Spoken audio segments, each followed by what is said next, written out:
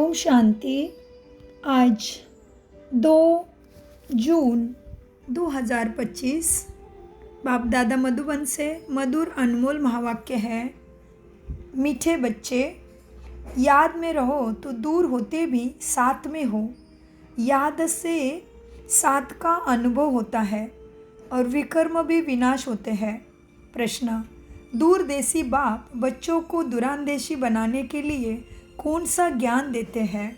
उत्तर: आत्मा कैसे चक्र में भिन्न भिन्न वर्णों में आती है, इसका ज्ञान दूरांदेशी बाप ही देते हैं। तुम जानते हो, अभी हम ब्राह्मण वर्ण के हैं। इसके पहले जब ज्ञान नहीं था तो शूद्र वर्ण के थे, उसके पहले वैश्य वर्ण के थे।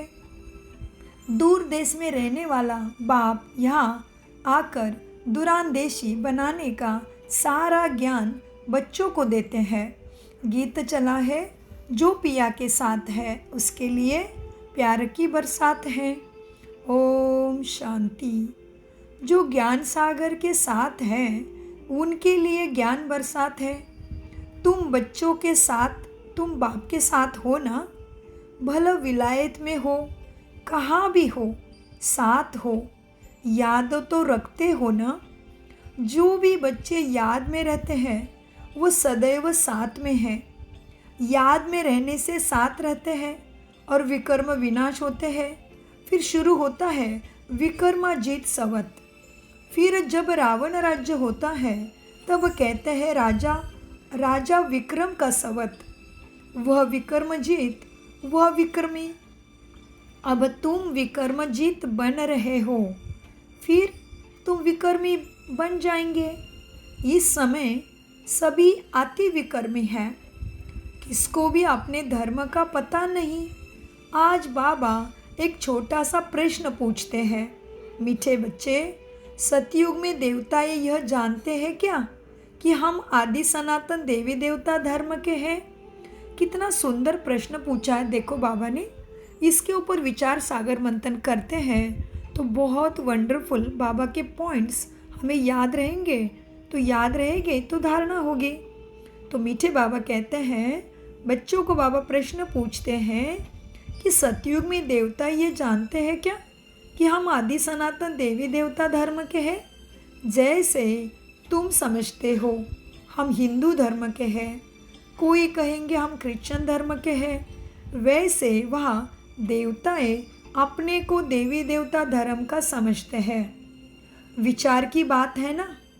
वह दूसरा कोई धर्म तो है नहीं जो समझे कि हम फलाने धर्म के हैं। यहाँ बहुत धर्म है, तो पहचान देने के लिए अलग अलग नाम रखे हैं।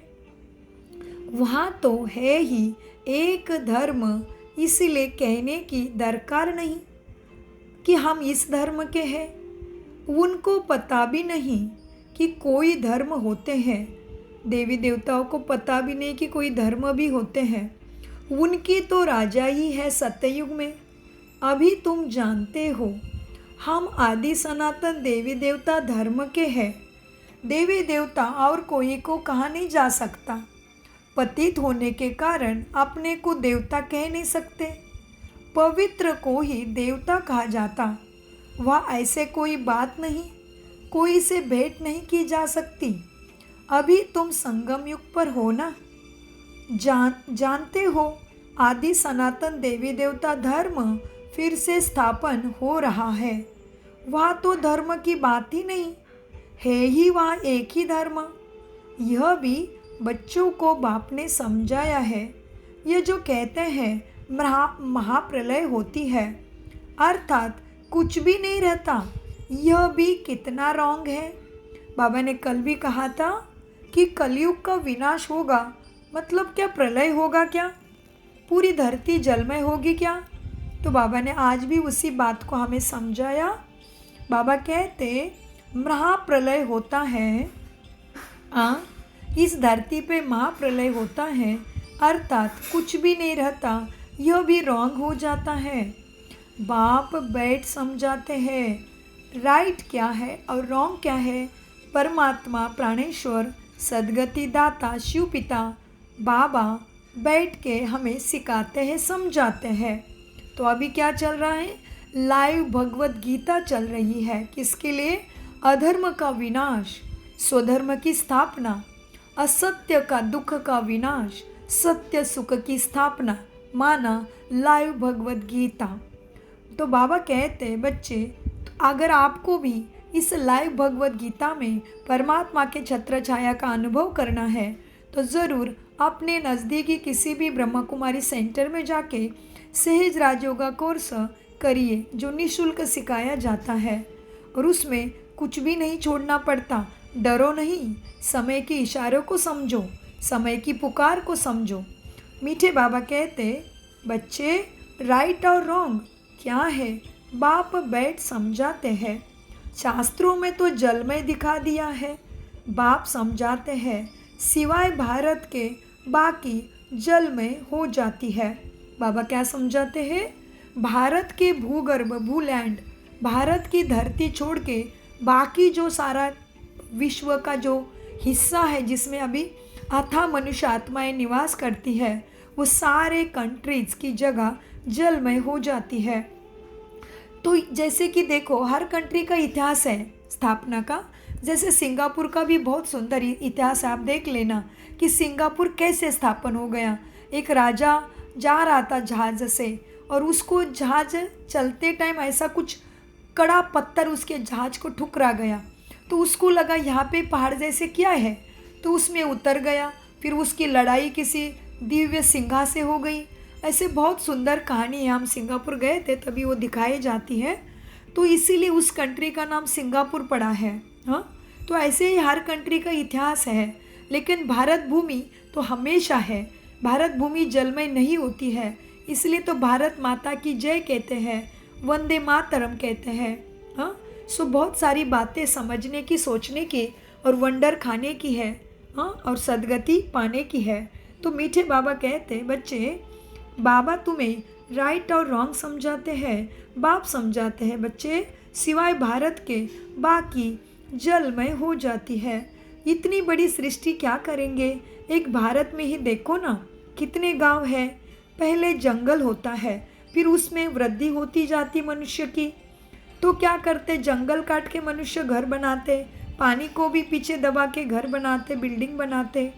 वहाँ तो कहा सत्ययुग में, वहाँ तो सिर्फ तुम आदि सनातन देवी देवता धर्म के ही रहते हो। यह तुम ब्राह्मणों की बुद्धि में बाबा धारणा करा रहे हैं। अंडरलाइन, बाबा धारणा करा रहे हमें। तो सोचो हमें दैवी गुणों को कितना स्मृति स्वरूप बनना पड़ेगा अभी। हाँ, यह तुम ब्राह्मणों की बुद्धि में बाबा धारणा करा रहे हैं। अभी तुम जानते हो ऊंचे ते ऊंचे शिव बाबा कौन है, कहाँ से आता है, कैसे सद्गति देता है, कैसे पावन बनाता है, तुम जानते हो। उनकी पूजा क्यों की जाती है, किसकी, शिव परमपिता परमात्मा की, शिवलिंग की, शिव ज्योति की। शंकर और शिव अलग है, उसको भी समझिए सहज राजयोगा मेडिटेशन के द्वारा। तो बाबा कहते अभी तुम जानते हो ऊंचे ते ऊंचे क्या है, शिव बाबा कौन है, क्या क्यों उनकी पूजा की जाती है।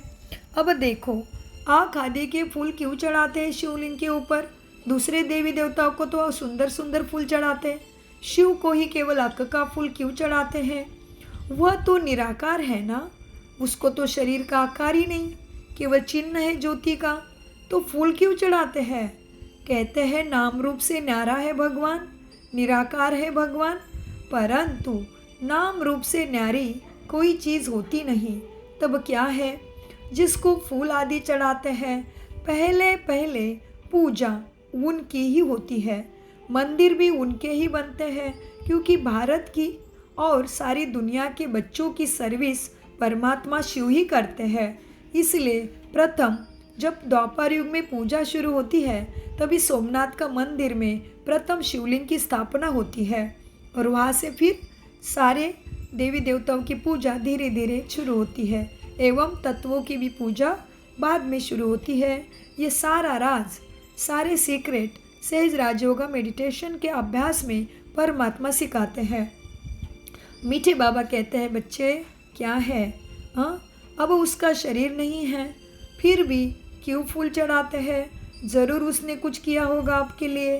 पहले पहले पूजा उनकी होती है, मंदिर भी उनके बनते हैं, क्योंकि भारत की और सारी दुनिया के बच्चों की सर्विस वो करते हैं। मनुष्य की ही सर्विस की जाती है ना। इस समय तुम अपने को देवी देवता धर्म के नहीं कहला सकते।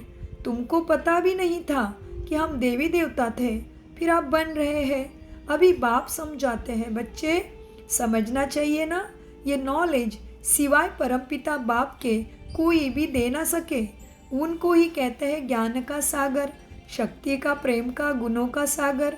नॉलेजफुल है, गाया हुआ है।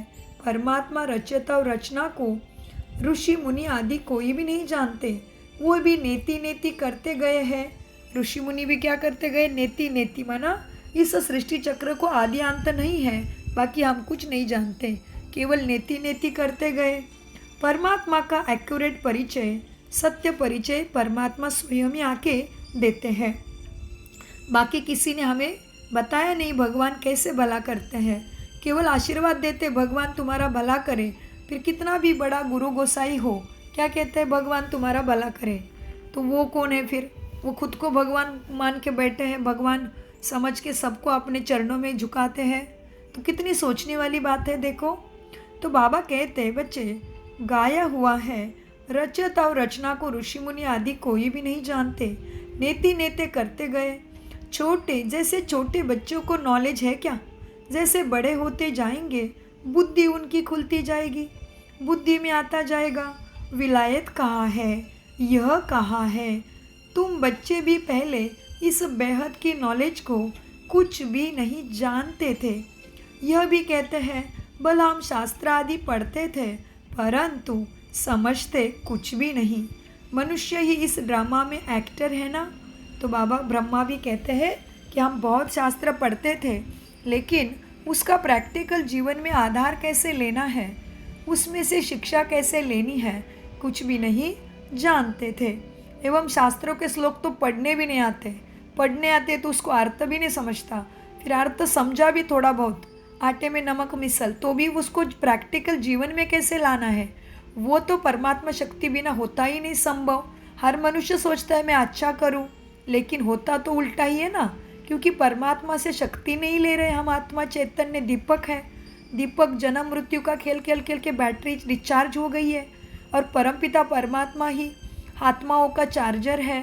तो उसके साथ मन बुद्धि की तार नहीं जोड़ोगे तब तक गुण ज्ञान शक्तियों का करंट आ नहीं सकता। इसीलिए हम कितने युगों से, पीढ़ी से पूजा पाठ करते आए, ऋषि मुनि परंपरा देखी, धर्म पिताएं आए, उन्होंने भी भगवान का संदेश दिया, फिर भी क्या हुआ? आज दुनिया और ही तमोप्रधान और ही दुखी और दुखी होती गई है। हाँ, तो परमात्मा दयालु कृपालु है, तो वही हमें सद्गति देने, फिर से दुखों से छुड़ाने अभी आया है। तो बाबा कहते हैं, मीठे बच्चे, सारा खेल दो बातों पर बना हुआ है, भारत की हार और भारत की जीत।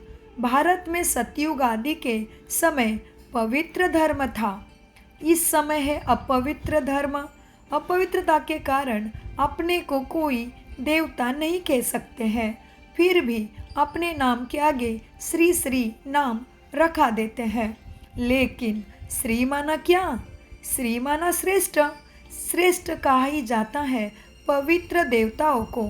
इसलिए श्री रामचंद्र की जय, श्री कृष्ण, श्री हनुमान, श्री गणेश, श्री लक्ष्मी कह सकते हैं। कोई मनुष्य श्री श्री नहीं कह सकता जब तक उसका मन पावन नहीं बनता, जब तक उसका मन में विकार है, उसने अपने मन बुद्धि को भी नहीं जाना, वो टोटली मन के वश है, वो नहीं जानता मैं आत्मा अलग हूँ, मन बुद्धि मेरे कर्मचारी है और शरीर में नहीं हूँ। ये संसार मुझे भाग्य बनाने के लिए, हिसाब किताब चुकतू करने के लिए मिला है, यह मनुष्य नहीं जानता। इसलिए कोई मनुष्य स्वयं को श्रेष्ठ नहीं, श्री श्री नहीं कह सकता। तो बाबा कहते हैं, बच्चे अब अपवित्रता के कारण अपने को देवता नहीं कह सकते, फिर भी नाम के आगे श्री श्री रखा देते हैं। अभी अपवित्र मतलब क्या? केवल ब्रह्मचर्य है क्या? नहीं, ब्रह्मचर्य तो उसका एक हिस्सा है, लेकिन पवित्रता माना मनसा वाचा कर्मणा कृति वृत्ति दृष्टि, आपकी स्मृति और समर्ति में क्या चलता है उसके ऊपर है। अगर आपके स्मृति में, समर्ति में, कृति वृत्ति दृष्टि, मनसा वाचा कर्मणा में काम, क्रोध, लोभ, मोह, अहंकार, ईर्ष्या, द्वेष, बदले की भावना, जलसी, इसका अंश भी मात्र है तो भी अपवित्र आत्मा के लिस्ट में आ जाते हो। ऐसे ही हमारा परमपिता परमात्मा बाप हमें समझा रहा है सद्गति के अंतर्गत, जिसके सद्बुद्धि से ही हम सबको सद्गति मिलती है और हमें सुख शांति स्वर्ग पद भी प्राप्त होता है। माना हम नर से नारायण, नारी से श्री लक्ष्मी बन जाते हैं, बन रहे हैं, बन सकते हैं। उसके लिए विधि को जानना अति अवश्य है एवं समय की पुकार है। बाबा कहते हैं बच्चे, अपवित्रता के कारण कोई अपने नाम के आगे श्री श्री नहीं कह सकते और अपवित्रता के कारण अपने को देवता नहीं कह सकते, फिर श्री श्री नाम रख देते हैं। लेकिन श्री माना श्रेष्ठ, श्रेष्ठ कहा ही जाता है पवित्र देवताओं को।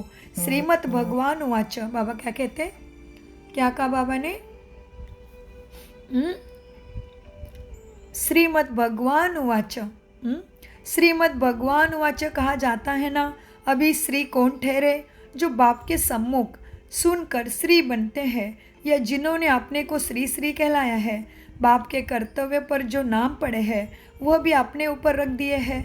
यह सब है रेजगारी की बातें। फिर भी बाप कहते हैं बच्चों, एक बाप को याद करते रहो, यही वशीकरण मंत्र है। मन मना भव मध्याजी भव, इससे ही तुम पार हो जाओगे। परमात्मा तुम्हें कोई कष्ट नहीं देता। बड़ा पूजा पाठ का कांड करना, तीर्थ यात्रा पे जाना, समय, संकल्प, पैसा बहुत वेस्ट करना, भगवान के खोज में इतना सारा दूध अनाज नष्ट करना, उसका अपव्यय करना, उसको व्यर्थ गंवाना, ये बाबा नहीं सिखाते हैं। बाबा सिखाते बच्चे, कर्तव्य कर्म अच्छे से करो, अपनी जिम्मेदारी खूबी से निभाओ, दुश्मन के साथ भी मित्र बन के चलो, जो भी बुरा है उसका भी भला सोचो। ये परमात्मा सिखाते हैं सद्गति के अंतर्गत, जो आज तक हमें किसी ने नहीं सिखाया। तो बाबा कहते हैं बच्चे, मन मना भव, मुझे केवल तुम मन से याद करो, हाथ से कर्म करो और मन मुझे दे दो, तो मेरे अंदर की शक्तियाँ तुम्हारे मन के अंदर धीरे धीरे डाउनलोड, मन के द्वारा आत्मा में डाउनलोड हो जाएगी। डाउनलोड का ज़माना है ना, जानते हैं ना हम कैसे टेक्नोलॉजी निकली है, कैसे एक छोटी सी चिप में, एक छोटी से मेमोरी कार्ड में सब कुछ डाउनलोड हो सकता है। हाँ, तो विज्ञान की चीज़ों में, विनाशी चीज़ों में डाउनलोड हो सकता है। तो क्या चेतन बैटरी आत्मा और चेतन बैटरी का चैतन्य का सागर, जो सत्यम शिवम सुंदरम, जो अजर अमर अविनाशी है, जो निराकार निरहंकारी निर्विकारी है, उसकी शक्ति हमारे अंदर नहीं आ सकती है क्या? सोचो, जो भी साइंस की खोज है वो भी मनुष्य ने लगाई है, उसमें भी इतनी ताकत है, तो हम जो खोज लगाने वाली आत्मा में कितनी ताकत होगी सोचो। और फिर हमें बुद्धि देने वाले में क्या, उसकी सागर की ताकत क्या होगी, वो जानोगे सहज राजयोगा मेडिटेशन के द्वारा। तो बाबा कहते हैं मीठे बच्चे, देखो अविनाशी आत्मा को अब अविनाशी बाप पढ़ा रहे हैं संगम युग पर। तो क्या करना है? अब बाबा कहते हैं बच्चे कोई बात नहीं, सब कुछ रॉन्ग और राइट बाबा समझाते हैं, बाबा है ही सत्यम शिवम सुंदरम। फिर भी बाप कहते हैं बच्चों, एक बाप को याद करते रहो, यही वशीकरण मंत्र है माया और रावण पर जीत पाने का।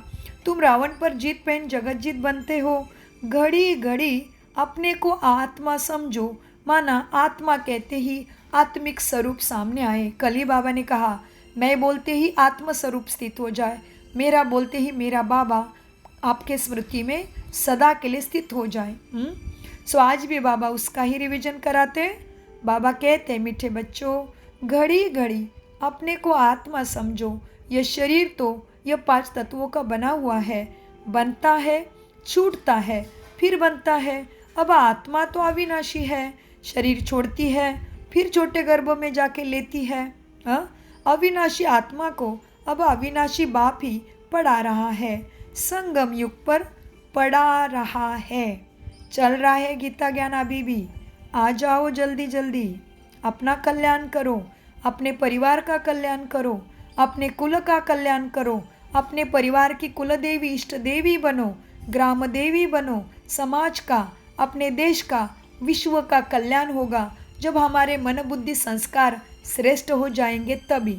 और वो होते हैं केवल परमपिता परमात्मा के साथ विधि पूर्वक मन बुद्धि लगाने से ही शक्ति आती है। नहीं तो हम सोच के भी क्रोध को काबू नहीं कर पाते। कब काम क्रोध लोभ मोह अहंकार आता है पता भी नहीं चलता हमें। और हम पाप कर्म सूक्ष्म सूक्ष्म करते करते आज इतने कलयुग में दुखी होके बैठे हैं। सबके पास सब कुछ है, साइंस की खोज है, आराम है, तो भी किसी को मन का दुख है, किसी को तन का दुख है, शरीर का दुख है, किसी को धन की कमी का दुख है, तो किसी को रिश्ते नाते संबंध में दुख है। लेकिन कुछ ना कुछ मनुष्य के पीछे है ही है। अब देखिए बारकाई से, भले हम कितना भी कहेंगे हम तो अभी स्वर्ग में हैं, लेकिन नहीं, स्वर्ग में तो अकाली मृत्यु होती ही नहीं। और अभी मृत्यु का पता है क्या? कब जाओगे पता है क्या? मृत्यु पूछता है तू बड़ा नाम मान शान वाला है, तू बड़ा साइंटिस्ट है, तू बड़ा रिचेस्ट इन द वर्ल्ड है, पूछता है मृत्यु। तो ये स्वर्ग नहीं है, क्योंकि स्वर्ग में अकाली मृत्यु होती नहीं, इच्छा मृत्यु है उधर। सो बाबा कहते हैं मीठे बच्चे, अविनाशी आत्मा को अब अविनाशी बाप पढ़ा रहे हैं संगम पर। बल कितने भी विघ्न आदि पड़ते हैं, माया के तूफान आते हैं, तुम बाप की याद में रहो। तुम समझते हो हम ही सत्व प्रधान थे, हम ही तमो प्रधान बने, तुम्हारे में नंबरवार जानते हैं, तुम बच्चों की बुद्धि में है। हमने ही, क्या बोलते बाबा, हमने ही पहले पहले भक्ति शुरू की। ज़रूर जिसने पहले भक्ति की है उसने ही शिव का मंदिर बनाया, क्योंकि धनवान भी वही होते हैं ना। बड़े राजा को देख, और भी राजाएं और भी प्रजाएं ऐसे ही पूजा पाठ मंदिर बनाना शुरू करेंगे। ये सब है डिटेल की बातें। 1 सेकंड में जीवन मुक्ति कहा जाता है, फिर कितने वर्ष लग जाते हैं समझ जाने में। ज्ञान तो सहज है ना, ज्ञान तो सहज है, उसमें इतना टाइम नहीं लगता। लेकिन जितना याद की यात्रा पर लगता है, पुकारते भी है, आओ पतित पावन आओ, बाबा आओ, आकर हमको पतित से पावन बनाओ। ऐसे नहीं कहते बाबा हम विश्व का मालिक बनाओ, नहीं, हमें शांति दो, हमें पावन बनाओ, ऐसे ही कहते हैं। सब कहेंगे पतित से पावन आओ। पतित दुनिया कहा जाता है ना। हाँ, ये पतित हो पड़े इसलिए मुझे बुलाते हैं पावन बनाने के लिए। लेकिन पावन दुनिया कहा जाता है सतयुग को, इनको तो कलयुग को पतित दुनिया कहेंगे। पतित दुनिया में कितना दुख लगा पड़ा है। पतित दुनिया कहते हुए भी अपने को पतित नहीं समझते, लेकिन गंगा स्नान करने जाते हैं, सोचते पाप धुल जाएंगे, लेकिन खुद को पापी नहीं समझते। तो मनुष्य कितना अज्ञानी बन गया है। तो बाबा कहते हैं बच्चे अपने प्रति घृणा नहीं रखते कि हम पापी हैं, हम पतित हैं, हम छलकामी कपटी विकारी है, इसकी घृणा नहीं रखते। तुम किसी के हाथ का नहीं खाते हो तो कहते हम अछूत है क्या? अरे बाबा समझाते देखो, तुम किसी के हाथ का नहीं खाते हो, हाँ, तो क्या कहते हैं? अरे हम क्या अछूत है क्या? तो बाबा कहते अरे तुम खुद ही कहते हो ना पतित तो सब है ना, तुम कहते भी हो हम पतित है, ये देवताएं पावन हैं, तो पतितों को क्या कहेंगे? गायन है ना, आत्म छोड़। बाबा क्या कहते हैं? गायन भी है, विष छोड़े। क्या गायन है? अमृत छोड़े विष काये को खाए। और फिर क्या पूछते हो कि हमारे हाथ का क्यों नहीं खाते हो? हम तो मनुष्य से देवता बनने के लिए, ब्राह्मण बनने के लिए पुरुषार्थ कर रहे हैं, परमात्मा के मार्गदर्शन पे चल रहे हैं। हाँ, तो उसमें धारणा में दिया जाता है, जैसे बच्चा स्कूल में पढ़ाई करता है तो एग्ज़ाम में अच्छे मार्क्स लाने के लिए उसको कितनी चीज़ों का त्याग करना पड़ता है। एग्ज़ाम के टाइम में जाएगा क्या पार्टी में? जाएगा टाइम पास करने? हाँ, तो सोचो थोड़ा। तो हमारा ये क्या चल रहा है? अभी सदगति की पढ़ाई चल रही है, कलयुग का अंतिम क्षण आया है, सबको पता चल रहा है कलयुग के आसार कैसे हैं। अकाली मृत्यु का समय है, कभी भी काल खाता है, किसी के भी श्वास चले जाते हैं। काल नहीं देखता, बूढ़ा है, छोटा बच्चा है, जवान है, कुछ भी नहीं, कोई भी कभी भी मर सकता है। हाँ, तो ये कलयुग है, ये नरक है। कली राक्षस रावण माया सबके सिर पे मंडरा रही है, सबके साथ ही चल रहे हैं ना। तो इसलिए बाबा कहते हैं बच्चे अब तुम अछूत के हाथ का नहीं खाते हो तो तुम्हें कहते हैं कि हम तो अछूत है क्या? लेकिन फिर बाबा समझाते अरे तुम खुद ही कहते हो ना पतित, तो है ना सभी, पतित पावन बुला रहे हो ना मुझे, इसका मतलब पतित है। तुम कहते भी हो हम पतित है, ये देवता है पावन है, तो इसीलिए उनके पैर पड़ते हो, माथे में लोटांगन घेते हो, माना क्या करते हैं, नतमस्तक हो जाते हो। हाँ, तो कैसे हम देवी देवताओं को कैसे नमस्ते करते हैं, हम सबको पता है कैसे उनके चरण पकड़ते हैं, क्योंकि वो पावन थे, पवित्र थे। तो बाबा कहते तुम कहते भी हो हम पतित है, ये देवता है पावन है, तो पतित को क्या कहेंगे, गायन है ना, अमृत छोड़ विष काय को खाए, विष तो खराब है ना। बाप कहते हैं यह विष तुमको आदि मध्यांत दुख देता है, परंतु इनको पॉइजन समझते थोड़ी है, समझते नहीं है कि ये पॉइजन है, काम क्रोध लोभ मोह ये विष है, समझते नहीं है। जैसे अमली अमल बिगड़ रह नहीं सकती, शराबी की आदत वाला शराबी शराब बिगड़ रह नहीं सकता, ऐसे ही पवित्र आत्मा लेकिन अपवित्र कर्म किए बिना रह नहीं पा रही है। लेकिन अपने को ऐसे समझ नहीं रहे, कितने अज्ञानी हैं। ज्ञान का तीसरा नेत्र ही बंद है। तो बाबा कहते हैं बच्चे देखो, अब उन लोगों को मरने का डर नहीं रहता, कहा भी बॉम्ब्स लेकर जाकर बॉम्ब सहित गिरते हैं। गायन भी है, मुस्लों की लड़ाई लगी, राइट बात अभी तुम प्रैक्टिकल में देख रहे हो। किसी को बॉम्ब्स डालना है, मिसाइल दागनी है, तो वो क्या करता है, अपने परिवार के लिए बहुत सारा पैसा लेता है, खुद बिक जाता है और खुद ही पेट के ऊपर बॉम्ब बांध के जला जाता है। हमने देखा है ना कैसे कैसे आतिरिकी रहते हैं, खुद की जान की परवाह नहीं करते, लेकिन बॉम्ब्स डालने में, मिसाइल दागने में पीछे नहीं हटते हैं। बाबा ये बता रहा है, 90 साल पहले बता रहा है, वो सब कुछ हम अभी प्रैक्टिकल में देख रहे हैं। बाबा ये मुरलियाँ साकार मुरलियाँ है, तो 1936 में बताया होगा या 1937 में बताया होगा या 1940 में भी बताया होगा, लेकिन भगवान ने पहले बता के रखा है, वो कितना एक्यूरेट अभी हो रहा है सोचो। तो बाबा कहते कहा भी बॉम्ब्स लेकर जाकर बॉम्ब सहित गिरते हैं। गायन भी है ना, मुस्लों की लड़ाई लगी, राइट बात तुम प्रैक्टिकल में देख रहे हो। जी बाबा देख रहे प्रैक्टिकल में हम। आगे तो सिर्फ तुम पढ़ते थे शास्त्रों में, पेट से मुसल निकले हैं, मुसलमाना मिसाइल है, बॉम्ब बारूद है, समझते नहीं है शास्त्रों में मुसल का अर्थ क्या है। पेट से मुसल निकाले फिर भी किया वो किया, शास्त्रों में क्या क्या कथा लिख दिए, उसका अर्थ तो नहीं समझते हैं। अभी तुम समझते हो पांडव कौन है, कौरव कौन है। स्वर्गवासी बनने के लिए पांडवों ने जीते जी देहाभिमान से गलने का पुरुषार्थ किया, तुम अभी यह पुरानी जूते छोड़ने का पुरुषार्थ करते हो। कहते हो ना पुरानी जूती छोड़ नई लेनी है। बाप बच्चों को ही समझाते हैं। बाप कहते हैं मैं कल्प कल्प आता हूँ, मेरा नाम है शिव, इसीलिए शिव जयंती भी मनाते हैं। भक्ति मार्ग के लिए कितने मंदिर आदि बनाते हैं, नाम भी बहुत रख दिए हैं। देवियों के भी कैसे नाम रखते हैं, सहस्र नामावली गाते हैं, विष्णु सहस्र नामावली गाते हैं, समझते कुछ भी नहीं है। इतने नाम रखे मतलब उसने इतने अच्छे काम किए होंगे, तभी तो इतने नाम के टाइटल उसको दिए हैं। बाबा कहते भक्ति मार्ग के लिए कितने मंदिर आदि बनाते हैं, नाम भी बहुत रख दिए हैं। देवियों के भी ऐसे नाम रख देते हैं। इस समय तुम्हारी पूजा हो रही है मंदिरों में, यह भी तुम बच्चे ही जानते हो। जिसकी हम पूजा करते थे वो हमको पढ़ा रहे हैं अभी लग। हम शिव को पूजते थे हम शिवरात्रि मनाते हैं हम शिव जयंती करते हैं, शिवव्रत शिव जागरण करते हैं, है ना, शिव के ऊपर अभिषेक करते हैं, लेकिन जानते नहीं है कि उसने हमें क्या दिया होगा। बाबा कहते हैं इस समय तुम्हारी पूजा हो रही है, यह भी तुम बच्चे ही जानते हो। जिसकी हम पूजा करते थे वो हमको पढ़ा रहे हैं। जिन लक्ष्मी नारायण के हम पुजारी थे वह अभी हम खुद बन रहे हैं। ये ज्ञान बुद्धि में है। सिमरन करते रहो, फिर औरों को भी सुनाओ। बहुत है जो धारणा नहीं कर सकते हैं। बाबा कहते हैं बच्चे जास्ती धारणा नहीं कर सकते हैं तो हर्जा नहीं, याद की तो धारणा है ना। याद की तो धारणा है ना। बाप को ही याद करते रहो।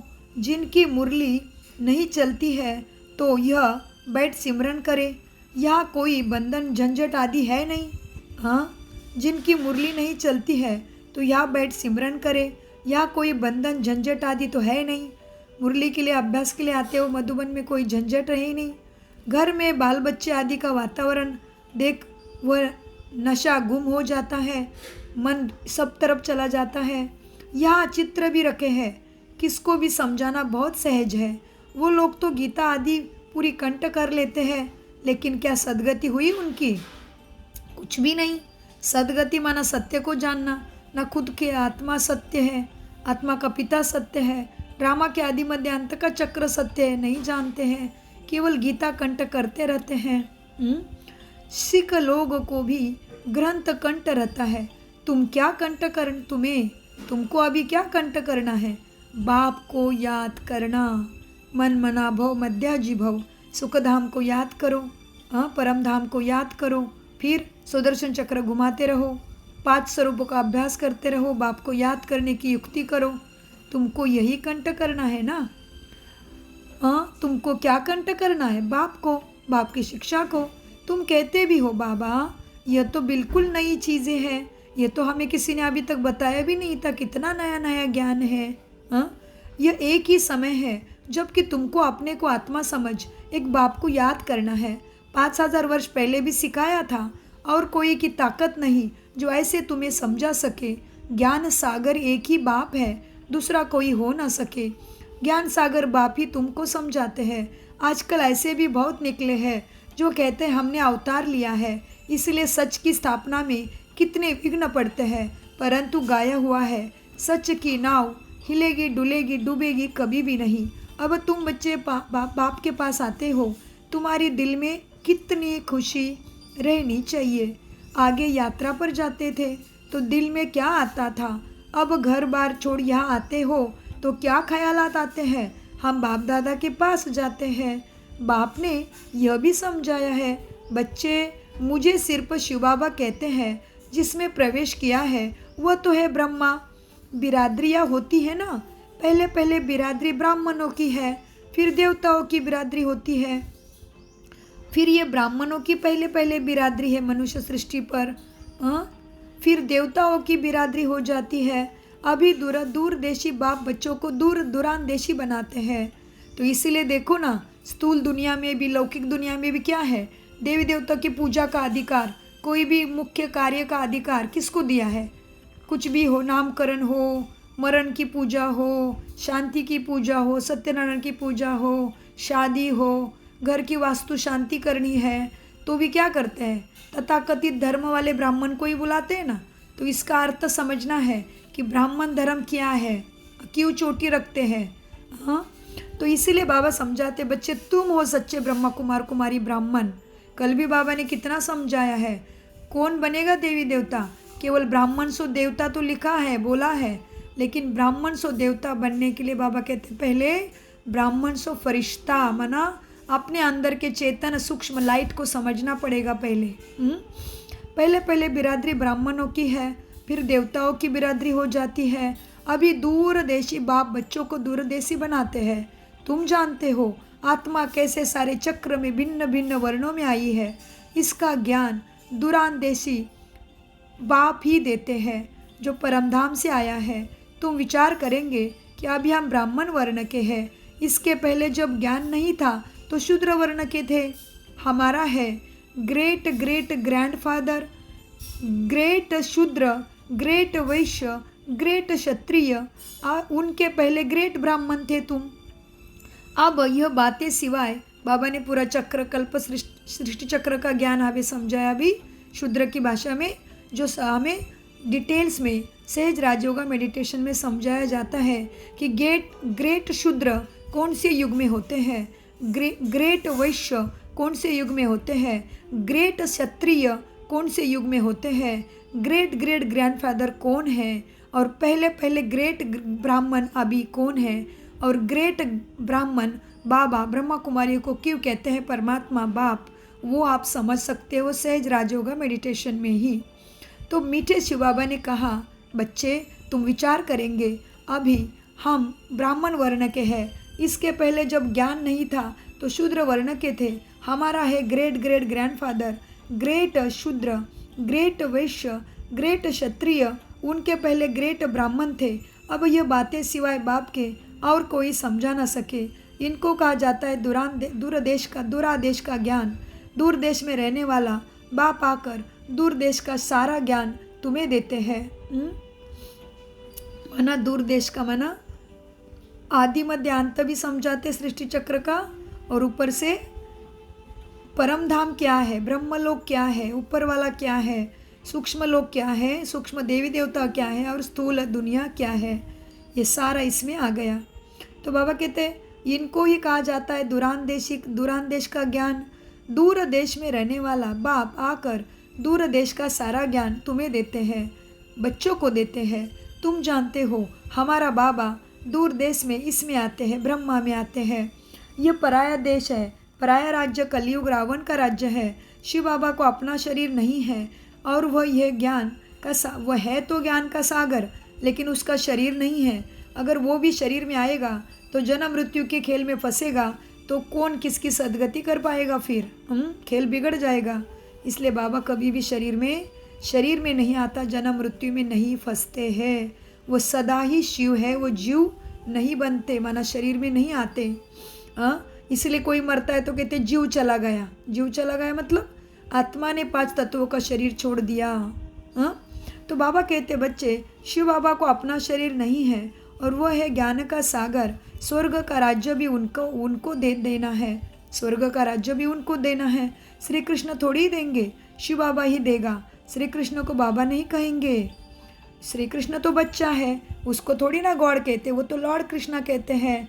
श्री कृष्ण को बाबा नहीं कहेंगे, बाप राज्य देते हैं, उसको सभी परमपिता परमात्मा कहते हैं, लेकिन समझते कुछ भी नहीं।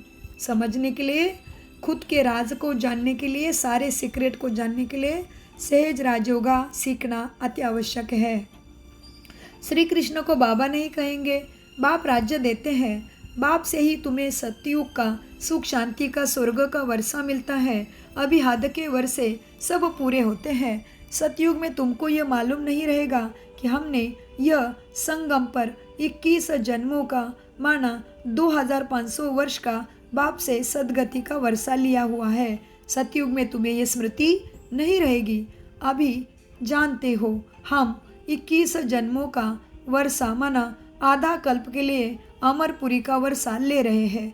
हमें वहाँ पे मृत्यु भी नहीं आता, इच्छा मृत्यु है। 21 पीढ़ी यानी पूरा आयु 2500 साल का अखंड सुख तुम अभी अमरनाथ से ले रहे हो। 21 पीढ़ी यानी पूरी आयु। जब शरीर बूढ़ा होगा तब समय पर शरीर छोड़ेंगे। जैसे सर्प पुरानी खाल छोड़ नहीं ले लेते हैं, हमारा भी पाठ बजाते बजाते यह चोला पुराना हो गया है। तुम सच्चे सच्चे ब्राह्मण हो, तुम्हें ही ब्रह्मरी कहा जाता है। तुम कीड़ों को आप समान ब्राह्मण बनाती हो। तुम्हें कहा जाता है कीड़ों को ले आकर ज्ञान की भू बैठ करो। ब्रह्मरी भी भू करती है, फिर कोई को तो पंख आ जाते हैं, कोई मर जाते हैं। मिसाल सब अभी के है। तुम लाडले बच्चे हो, बाबा के नूरे रत्न कहा जाता है। तुम बच्चों को नूर माना प्रकाश, परमात्मा प्रकाश स्वरूप है ना, लाइट है ना, ज्योति है ना, तो नूरे माना बाबा क्या कहते, तुम्हें किसका रत्न कहते, नूरे रत्न कहा जाता है माना परमात्मा के दिल में बैठने वाले, एकदम बाबा के right hand, next to god. मतलब बाबा महादेव है तो हम देवी देवता, इतना बाबा हमें ऊंचा बनाता है। तो बाबा कहते हैं, बाप कहते हैं नूरे रत्न होना। तो मिसाल सब अभी की है। तुम मेरे लाडले बच्चे हो, ब्राह्मण बाबा के लाडले बच्चे हैं। बच्चों को नूरे रत्न कहा जाता है। बाप कहते हैं बच्चे नूरे रत्न, तुमको अपना बनाया है तो तुम भी हमारे हुए ना। ऐसे बाप को तुम जितना याद करेंगे उतने पाप कट जाएंगे, और कोई को भी याद करने से तुम्हारे पाप नहीं कटेंगे। केवल पाप कटेश्वर परमपिता परमात्मा शिव को ही कहा जाता है।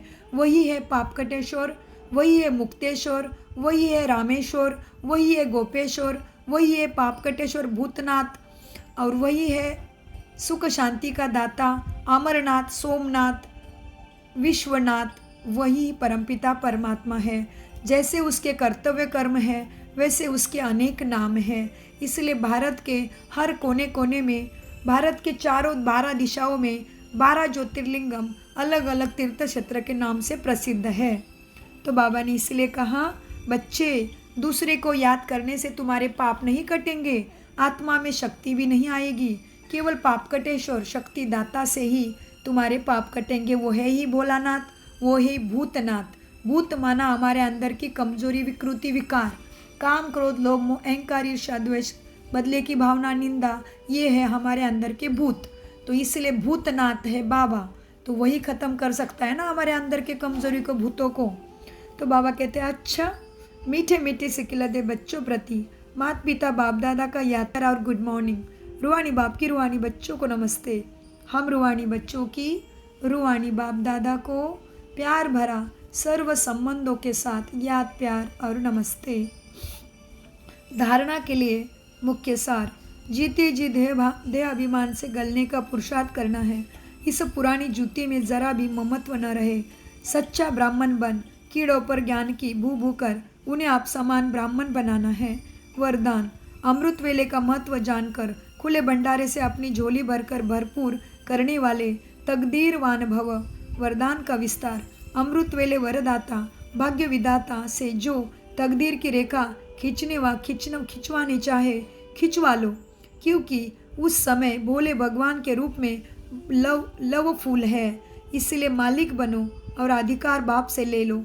खजाने पर कोई भी ताला चाबी नहीं है, क्योंकि अभी वो तुम्हारा बाप शिक्षक और सद्गुरु के रूप में तुम्हारे साथ आया हुआ है, सम्मुख आया हुआ है। फिर वो बनेगा, क्या बनेगा? धर्मराज, यमराज, एग्जामिनर। बाबा कहते हैं, बच्चे उस समय सिर्फ माया के बहानेबाजी को छोड़। अभी फिर से विस्तार देखते हैं, हम वरदान को ही ठीक से देखते हैं दूसरी बारी। बाबा कहते हैं, वरदान में अमृत वेले के महत्व को जानकर खुले भंडारे से अपनी झोली भरपूर करने वाले तकदीरवान भव। माना अमृत वेला होता है शुरू 2 बजे से 4:40 तक रहता है टाइम। इसके बीच में आप कभी भी 45 मिनट बैठ सकते हैं, लेकिन अमृत वेला मिस किया तो फिर बाबा कहते क्या होता है, खुला भंडारा नहीं मिलता है। वरदान का विस्तार है, अमृत वेले वरदाता भाग्य विदाता से जो तकदीर की रेखा खिंचवानी चाहो खिंचवा लो, क्योंकि उस समय भोले भगवान के रूप में लव फूल है। इसलिए मालिक बनो और अधिकार लो। खजाने पर कोई भी ताला चाबी नहीं है। उस समय सिर्फ माया के बहानेबाजी को छोड़ एक संकल्प करो कि जो भी हूँ, जैसा भी हूँ मैं, बाबा आपकी हूँ। मन बुद्धि बाप के हवाले कर तख्त निसीन बन जाओ, तो बाप के सर्व खजाने अपने खजाने अनुभव होंगे। स्लोगन, सेवा में यदि स्वार्थ मिक्स है तो सफलता भी मिक्स हो जाएगी। इसलिए निस्वार्थ सेवाधारी बनो। अव्यक्त इशारे, कितना सुंदर है स्लोगन। बार बार अपने सूक्ष्मता में जाके हमें अपने अंदर के भाव को जानना पड़े। कल भी बाबा ने कहा, बच्चे मन मत में श्रीमत मिक्स करते हो और फिर कंफ्यूज हो जाते हो, माया काट देती है, समझते ही नहीं है फिर। आज भी बाबा ने स्लोगन में वही कहा, सेवा में यदि स्वार्थ मिक्स है तो सफलता भी मिक्स हो जाएगी। इसीलिए निस्वार्थ सेवाधारी बनो। अव्यक्त इशारे, आत्मिक स्थिति में रहने का अभ्यास करो। अंतर्मुखी बनो। विस्तार, ऐसे कोई भी ब्राह्मण नहीं होगा जो आत्मा अभिमानी बनने का पुरुषार्थ न हो। ऐसे कोई भी ब्राह्मण नहीं होगा जो आत्मा अभिमानी बनने का पुरुषार्थी न हो, लेकिन निरंतर आत्माभिमानी, जिससे कर्मेंद्रिय के ऊपर संपूर्ण विजय हो जाए। हर एक कर्मेंद्रिय सत्वप्रधान स्वच्छ हो जाए। देह के पुराने संस्कार और संबंध से संपूर्ण मरजीवा हो जाए। इसके लिए अंतर्मुखी बनो। इसी पुरुषार्थ से ही नंबर बनेंगे। ओम शांति, ओम शांति, ओम शांति। मीठे प्यारे बाप दादा का अनगिनत पदम गुना शुक्रिया, शुक्रिया, शुक्रिया। कम बोलो, मीठा बोलो, धीरे बोलो, सोच समझ कर बोलो।